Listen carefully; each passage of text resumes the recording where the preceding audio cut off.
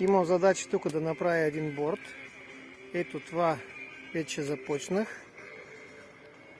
Бетона много е крив, обаче измислиха такива детайли на клин, за да може да се регулира нивото по въжето или по конец, да се изравни всичко.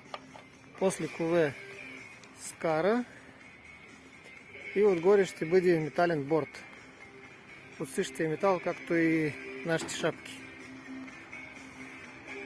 Ето така обикалени. Тук вече скарата готова почти.